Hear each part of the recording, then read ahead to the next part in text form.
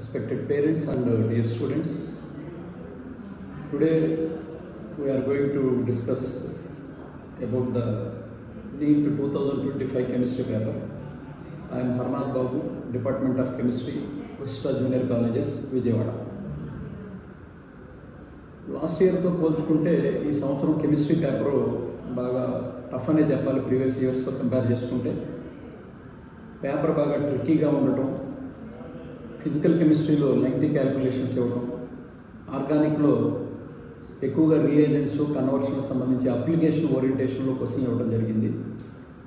NTA వాళ్ళు మనకి ఈ సంవత్సరం ఎట్లా అయితే జేఈ మెయిన్స్లో చాయిస్ తీసారో అదేవిధంగా నీట్లో కూడా చాయిస్ తీసేయడం జరిగింది.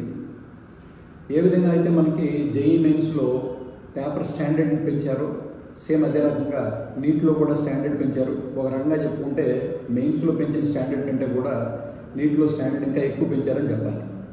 కెమిస్ట్రీ పేపర్ చూసుకున్నట్లయితే ఫస్ట్ ఇయర్ సిలబస్లోంచి 21 క్వశ్చన్స్, సెకండ్ ఇయర్ సిలబస్లోంచి 23 క్వశ్చన్స్ ఇవ్వడం జరిగింది. పేపర్ టఫ్నెస్ కనుక చూసుకున్నట్లయితే టఫ్ క్వశ్చన్స్ మనకి 16 వరకు ఇవ్వడం జరిగింది.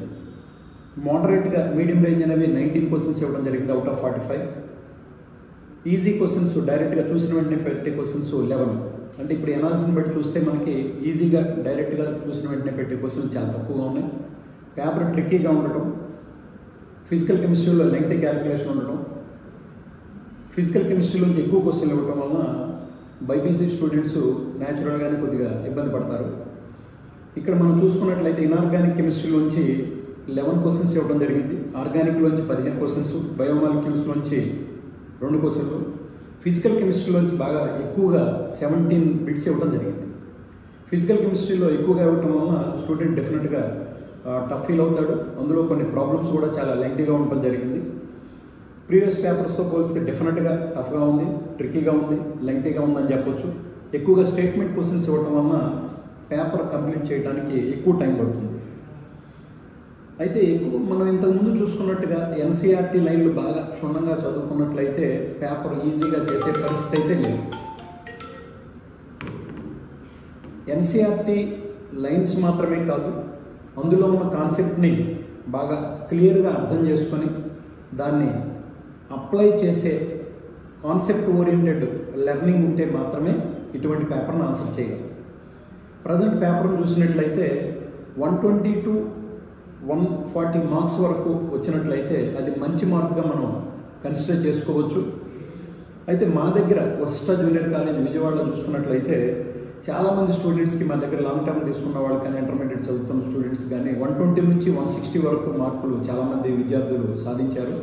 దీనికి కారణం ఏంటంటే మేము ఎక్కువగా మార్క్ టెస్ట్లు ఎక్కువగా పెట్టడం, ప్రాక్టీస్ టెస్ట్లు ఎక్కువగా పెట్టడం వలన వాళ్ళకి సబ్జెక్ట్లో పర్ఫెక్షన్ రావటం, దానికి తోడు యాక్యురసీ పెరగటం, టైం మేనేజ్మెంట్ ఇవన్నీ కూడా బాగా అలవాటు చేసాం.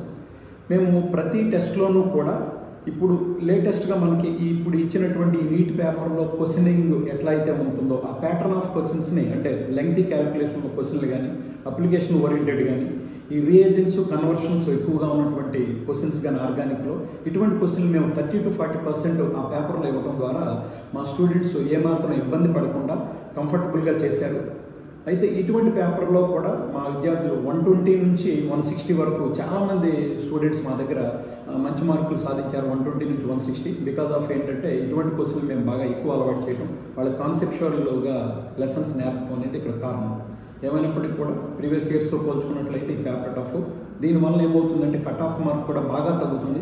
లాస్ట్ ఇయర్తో పోల్చుకున్నట్లయితే బాగా కట్ ఆఫ్ మార్క్ తగ్గుతుంది. కాబట్టి స్టూడెంట్స్ ఎవరు కూడా వరి అవసరం లేదు. తక్కువ మార్కులకే మంచి సీట్ రావడానికి అవకాశం ఉంటుంది. Thank you.